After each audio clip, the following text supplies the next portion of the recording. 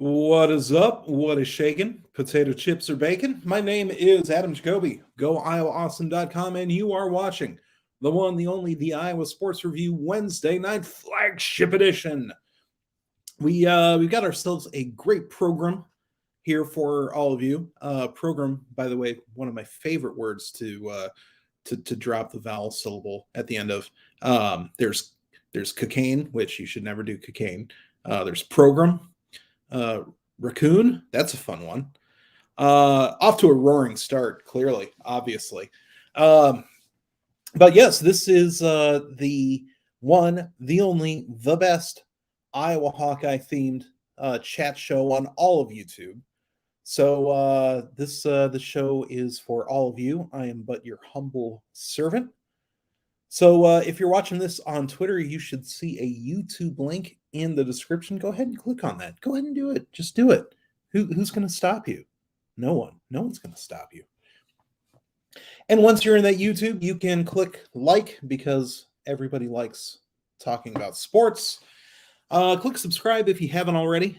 Click share if you have. Just saying.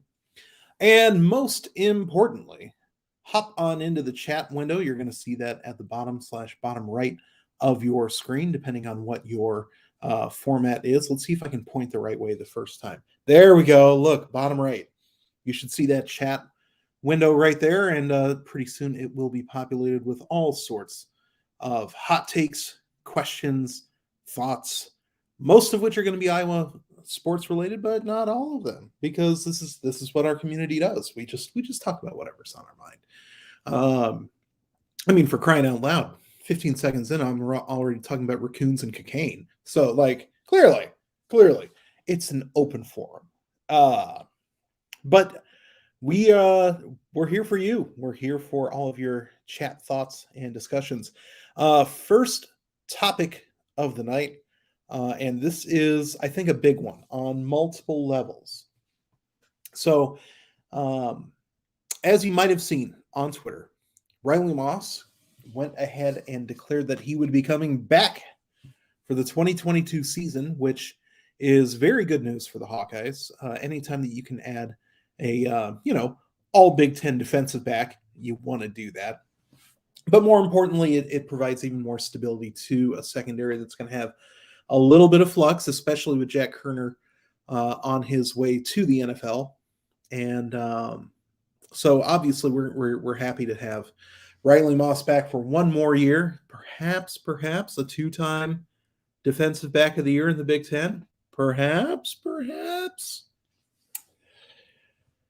That was not the only that there was a little bit more intrigue to it than that, though, because one of Mr. Moss's roommates just so happens to be Tyler Linderbaum. And Tyler Linderbaum, the unanimous All-American, Remington Award winner, easy first-round pick and probably first half of the first-round pick of the NFL, has not yet declared for the NFL draft. The season's over.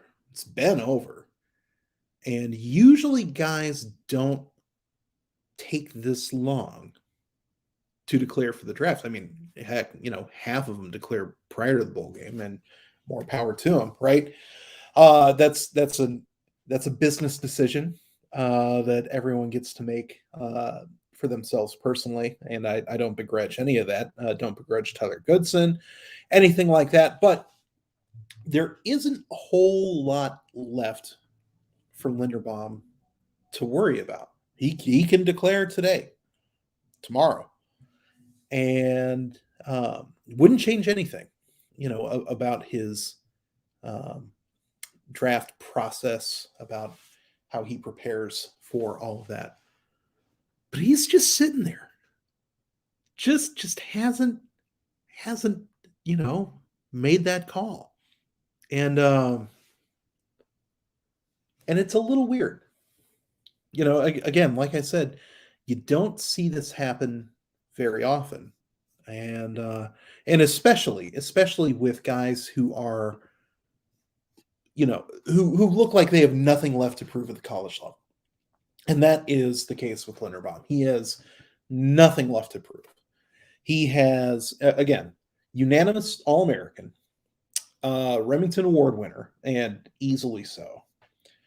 And even is starting to bump up against the limits of his fame in Iowa City. Say that 3 times fast. You won't want to do that because people are going to think you're weird if you do. But he's just he has nothing left to prove. I can't stress that enough. But in the replies to Riley Moss's announcement on Twitter, I'm going to share a screen. Share screen. Chrome tab. Tyler Linderbaum on Twitter. Now, it's not much. But Kazakhstan leader calls on Russian leaders. No. What? Sorry, got distracted. Wrong thing. So here is Riley Moss's little announcement. And there's Tyler Linderbaum saying, looking emoji. I clicked into the wrong one. And, it can mean any number of things. It could just be that he's having a little bit of fun with us. Could be. Roommates doing fun roommate stuff. Could be that's all it is. Or, scenario B, it could be that the nation's best center and arguably the best offensive lineman might be thinking about running it back one more year. I don't know why. If I were making the call for him, I would have declared for the NFL draft before the before the confetti even stopped falling on the Capital One Bowl or Citrus Bowl field, right? Like, again, it seems like such a no-brainer, and yet he hasn't done it yet, and yet he's teasing a little bit. So, what do you guys make of that? What do you think? Let me know in the chat. What percentage probability do you think that Tyler Linderbaum is Iowa's center for the 2022 season? Because on December 31st, I would have said 0.00%. And I would have felt very confident in that. And now it's not zero.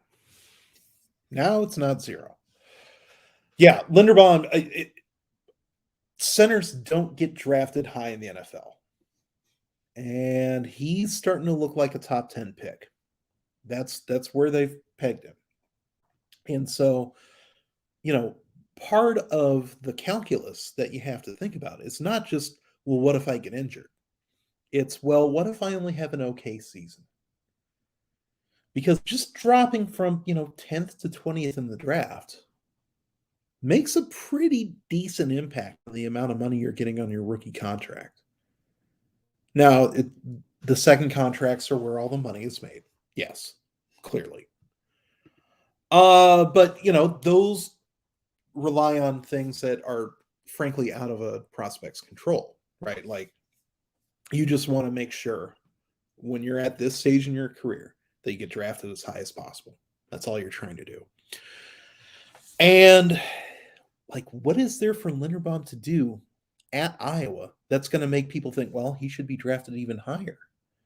Right? So I don't know.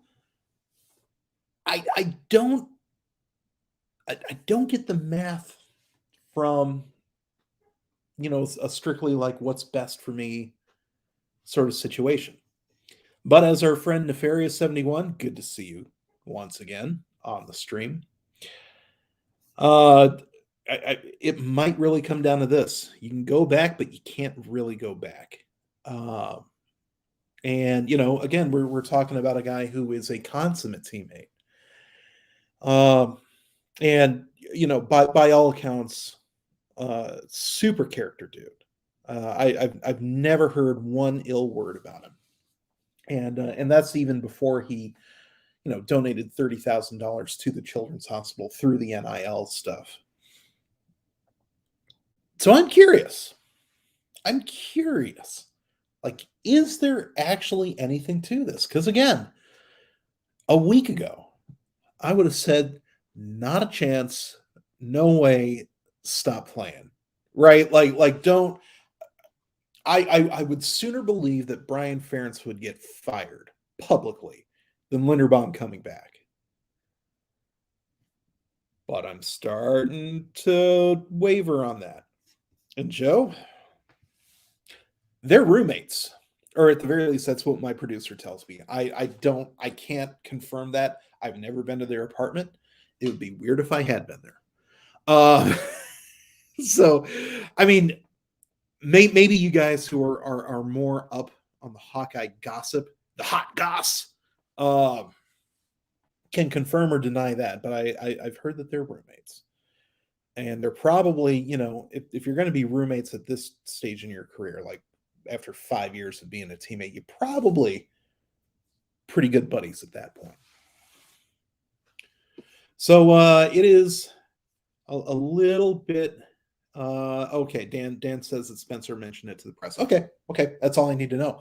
So a little bit of intrigue, and I certainly more intrigue than I was expecting with this whole thing. Now, Spencer Petras also quote tweeted that announcement from Riley Moss and just said, like, run it back. So like both roommates have weighed in, and they're both very happy about this. I'm still like, I'm trying to wrap my head around it, honestly. Because it doesn't make any sense, does it? Except for just wanting to be a teammate one last time. Like, all right, that is, I mean, on some level I get it.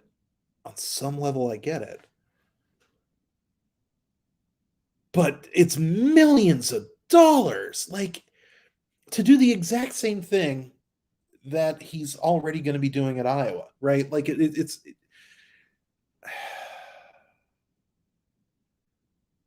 so I really wonder. Now, it should also be, pointed out that Iowa's offensive line is almost certainly going to get better next season than it was this season.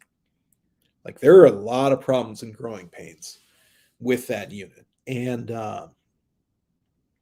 Iowa has a long history of turning bad lines into good lines. Like, I don't know how many of you are old enough to remember that 2017, and I think I've mentioned it before, but 2007, that line was so bad that, even into the start of 2008, that it just completely fried Jake Christensen's like whole sense of timing. The worst I've ever seen for that is Christian Hackenberg at Penn State. I mean, that guy would get sacked, 5-6 times a game, even against teams like Temple. And if you never get an opportunity in gameplay to just be able to drop back, set your feet, make your read, make your throw, like step into it, if you never get that chance, then I think something just like happens up here, where you start to hear footsteps where there aren't any. You start to see ghosts. You start to lose your sense of timing with your receivers because, after your fourth step, there's already some 270-pound dude with a bad temper bearing down on you. So I wonder,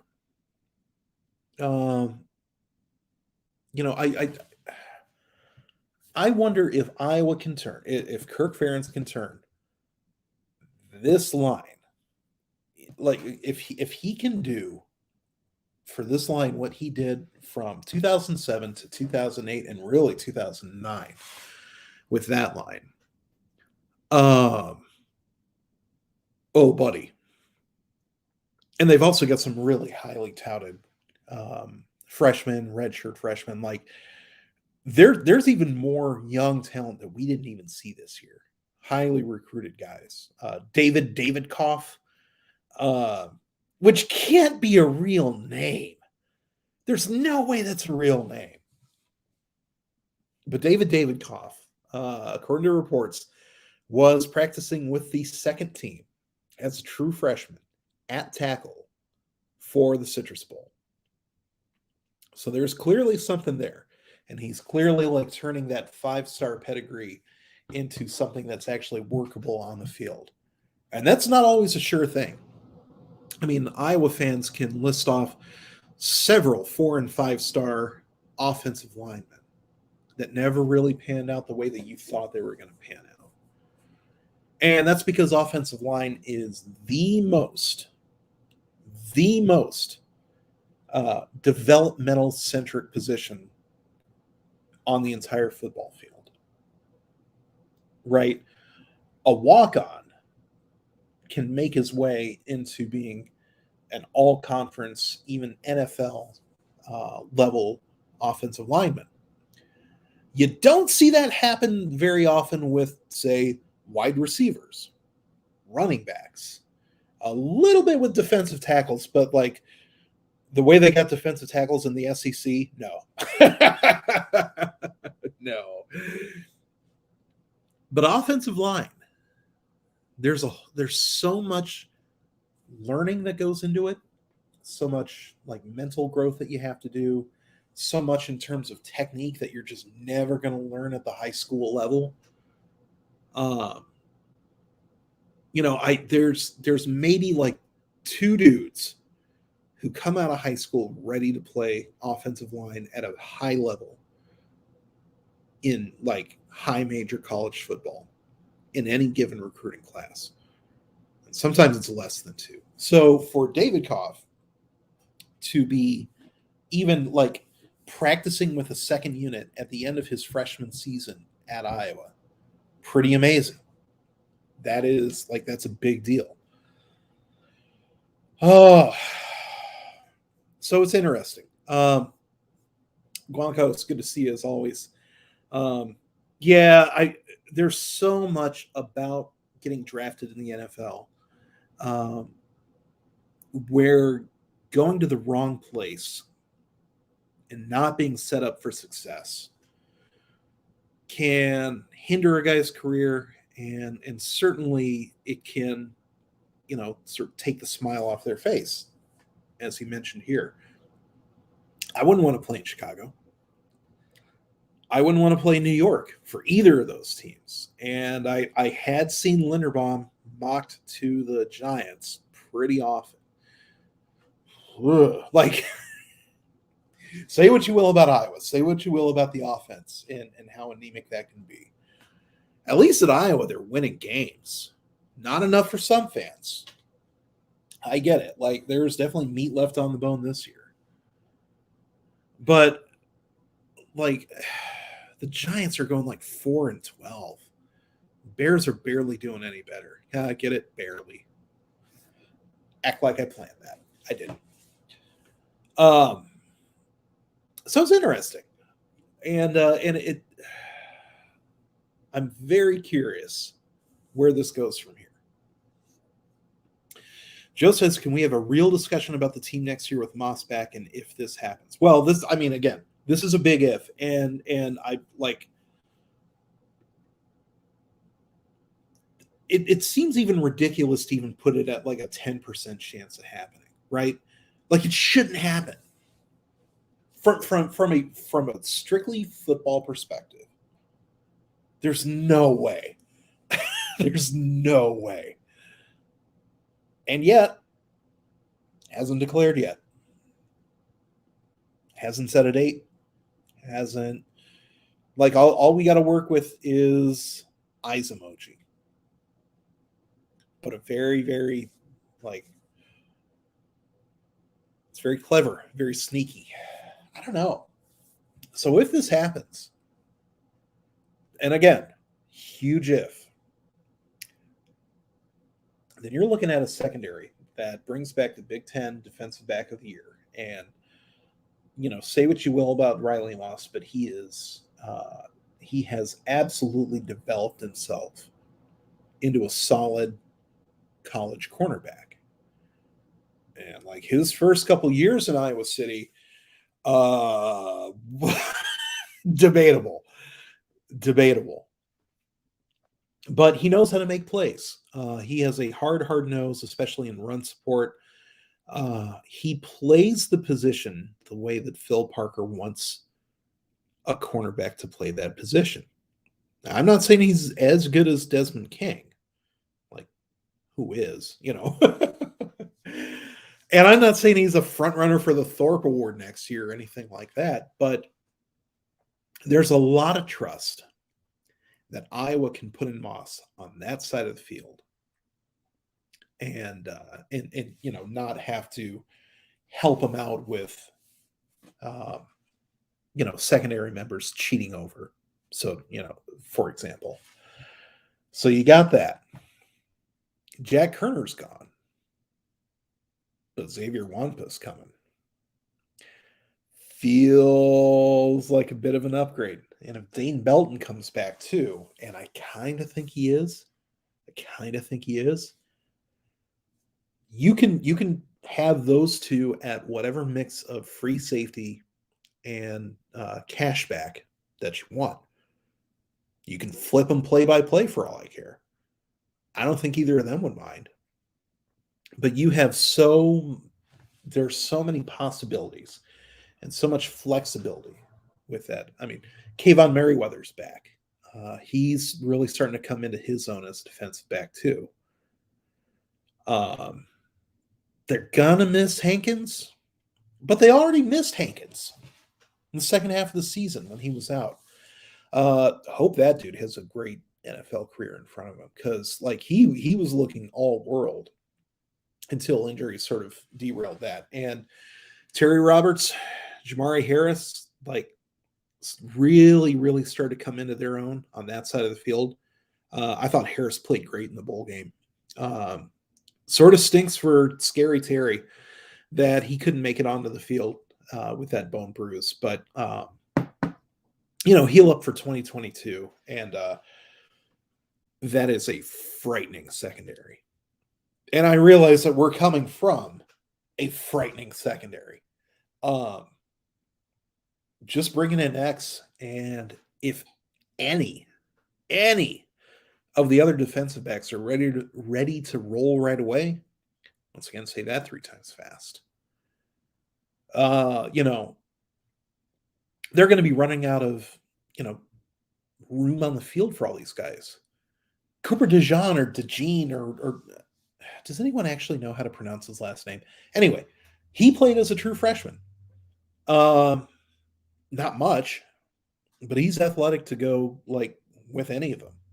So again, he's a guy that you can just plug in at cornerback.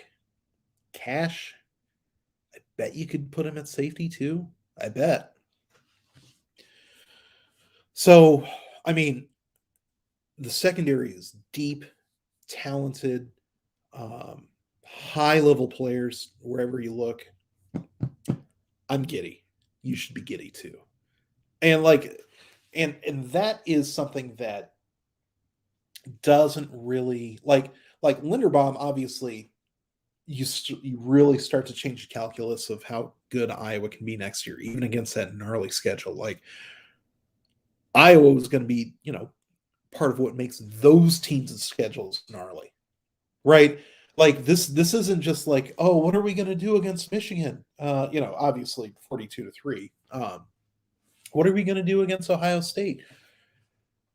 I mean, we beat Ohio State by 31 the last time we played them. And Jim Knowles, they just got that defensive coordinator from Oklahoma State, but he's got himself some work to do. I don't know if he can round them into shape that quickly. So, should Ohio State and Michigan be scared of Iowa too? Probably a little bit. Like, I don't think it's going to be a 39-point game against the Wolverines again. Could be wrong. Is Benson gone? I don't know. I don't think so. That's a good question, actually. I just always assumed he was going to be back. Um, like he's listed as a junior on the Hawkeye roster, but he's probably good enough to play in the league. So is Jack Campbell. So I know that there's a decision yet to be made there too. And honestly, I worry about linebacker a whole lot more than I worry about secondary, about anything going on there. So, let's say Benson's back. Let's say Campbell wants to run it back one more time. That's a back seven that can stand up with anybody in the league. And the defensive line, yeah, they're going to miss Zach Van Valkenburg. That's it. That's all. And they have so much young talent on that line. They can go deep on that line too. So,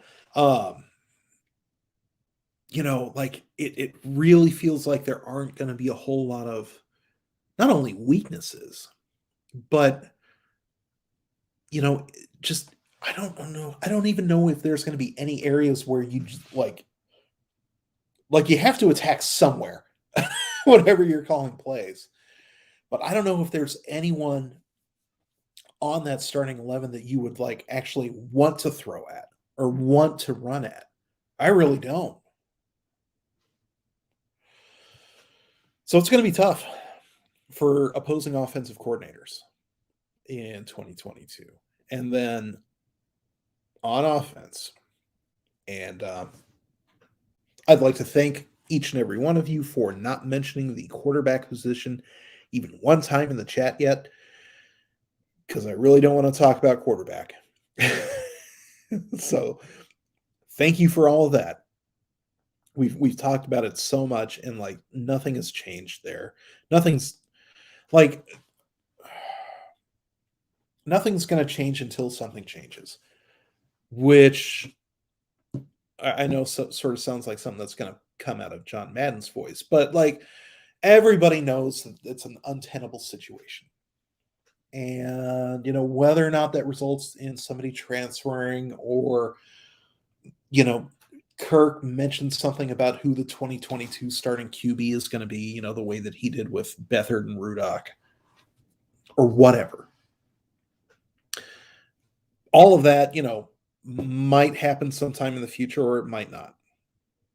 And we don't even, there's no timetable for any of that. So there, any discussion about QB is just going to remain the exact same that it was after the bowl game, all the way until like there's some announcement, some transfer, or no transfer, right? Like maybe everybody decides that they're back. Maybe Deuce Hogan was the whatever the opposite of the glue that held everybody together. Like what's the opposite of that?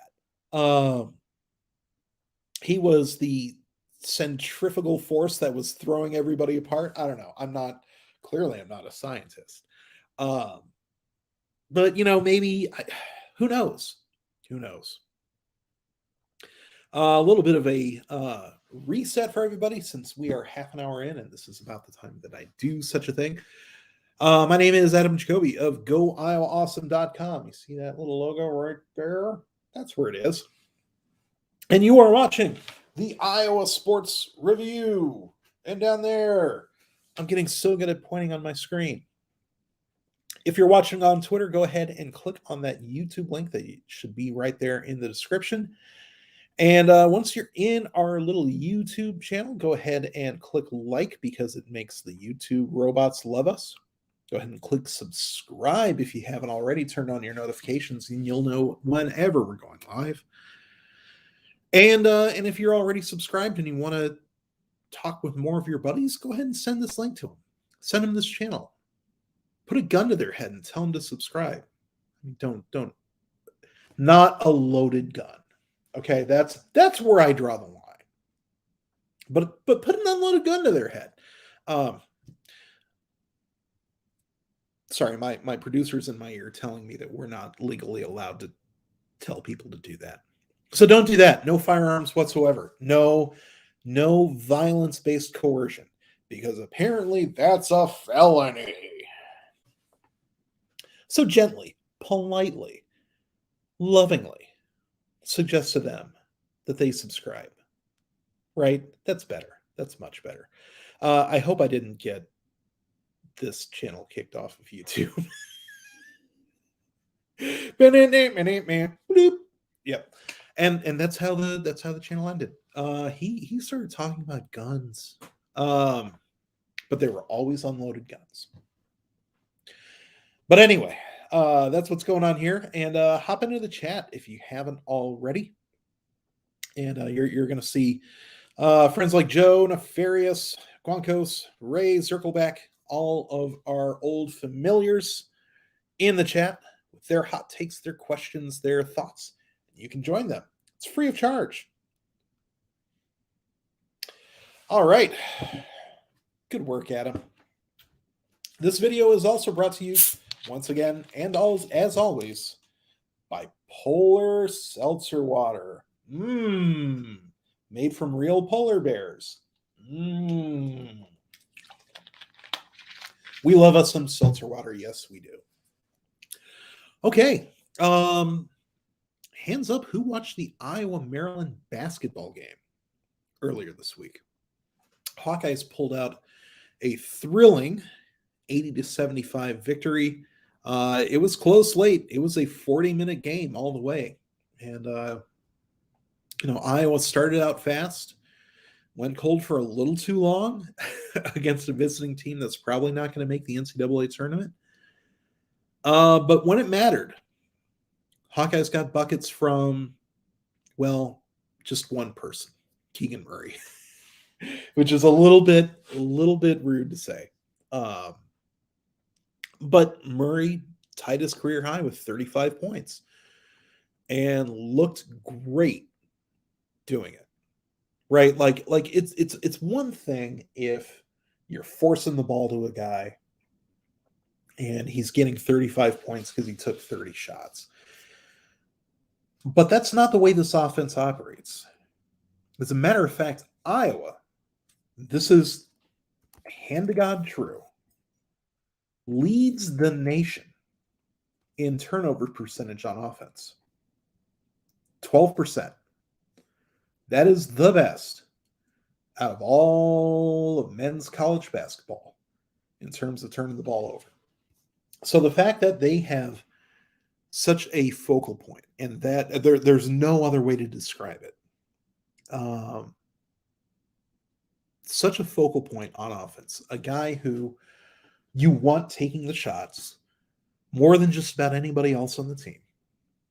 Sorry, Jordan Bohannon, but it's clearly the case at this point. And they figure out a way to do it without turning the ball over. Their non-steal turnover percentage is only about 5%. So, like, once out of every 20 possessions, are they doing anything like throwing a ball out of bounds or committing a charge? And for as up-tempo as they like to go, that's pretty amazing. So hats off to the team for that. And, as long as you can be sure that your possession is going to, result in at least one shot, 88% of the time, right? 88% of the time, it works every time. Helps things go a lot more smoothly. Helps to make sure that your opponent has a more difficult time to string stops together, right? Because it's not buckets that gets a run going or that even stops a run. It's stringing together stops. Because if you get a stop, it's either a turnover or you're getting the ball on a defensive rebound and you can start to run that transition, right? You can get to the basket before they can set up their defense. So Iowa does a pretty darn good job of staying in their rhythm as long as they can. And with a guy excuse me, with a guy like Murray on your team, it's pretty incredible. And so even in his last game, we're talking about a guy like, first of all, he went 5 for 6 from deep. And I'll just say this. I'll say this. If he continues to shoot 83% from the field or from deep, I was going to do pretty well for the rest of the year. But like clearly that's not sustainable, right? Like I get it. I get it. But overall, he shot 14 for 21 from the field against Maryland. And Iowa needed all of it. They needed all of it. So, I'm not sure it's sustainable. It probably feels like it isn't. And there's probably going to be a couple more games that are sort of like the trip to Hilton, the game which must not be named, where they just don't have it. And, it's sort of a blessing and a curse when Keegan Murray is by far the best player on your team, right? Like, obviously, you want someone like that. You want that high-profile talent, but it also means that if he doesn't have it going, like, Plan B looks kind of ugly. A little ugly. So it's interesting. But it's a Big Ten win. Home, on the road, whatever. It is their first Big Ten win of the season. It's not going to be their last. It would be weird if it was.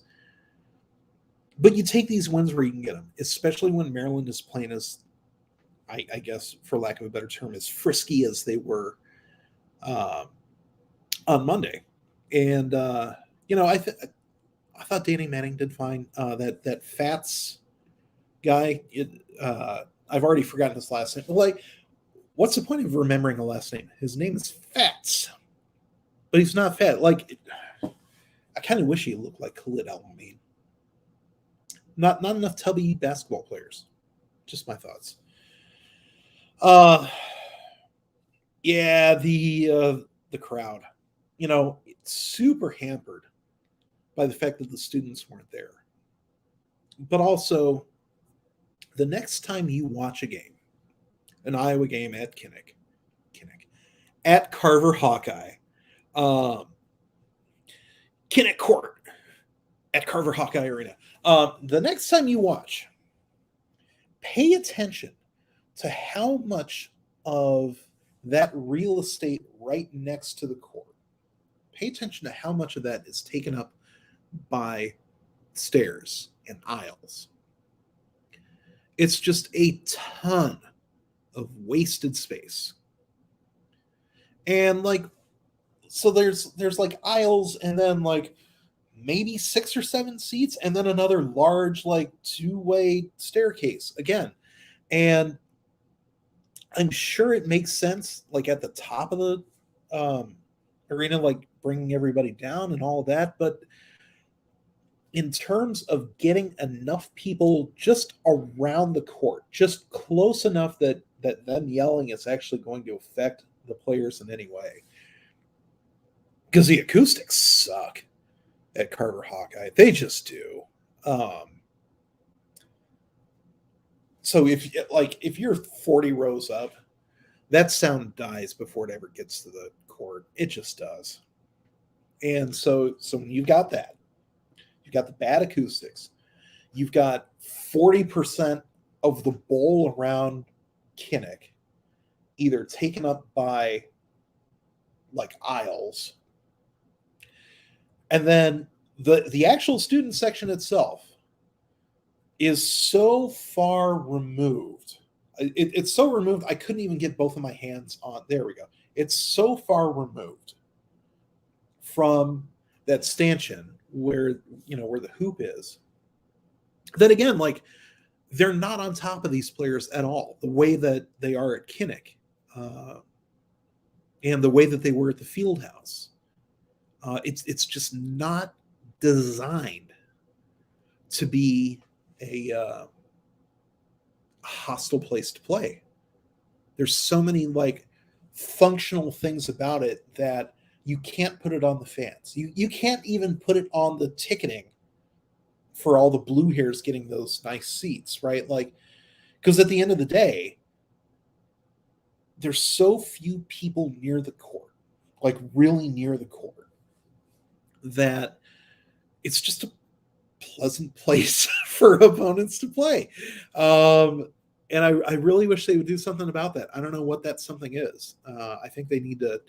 I think they really need to figure out how to get loud fans closer to the court. Because other than that, I don't know. I don't know.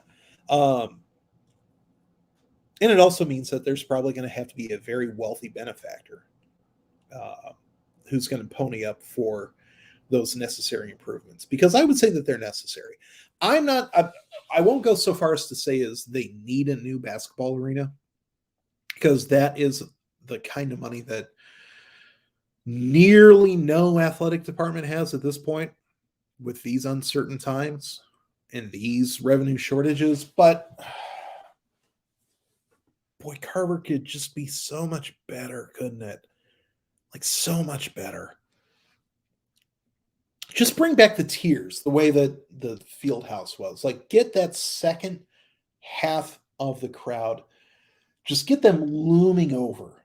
Get that sound bouncing up and down and into the court area. You know, kind of like what they did with Kinnick Stadium.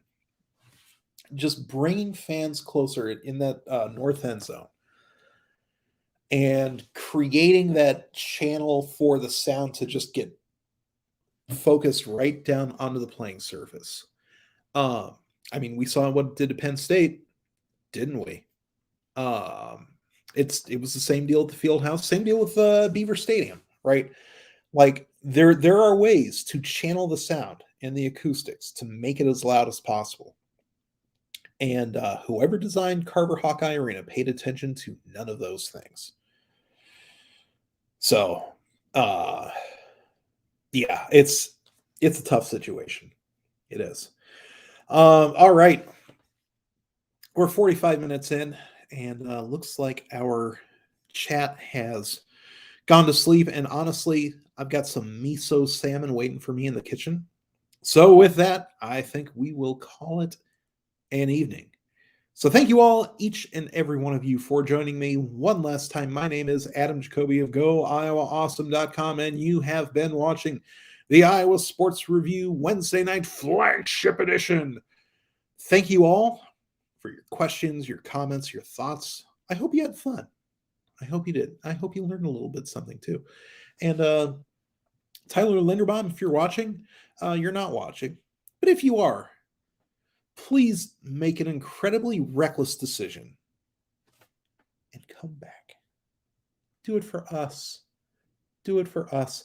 Not for your family, not for anyone who could actually benefit financially from you going to the NFL. Do it for us. Us. So with that, thank you all for joining me. Go Iowa Awesome. Go Hawks.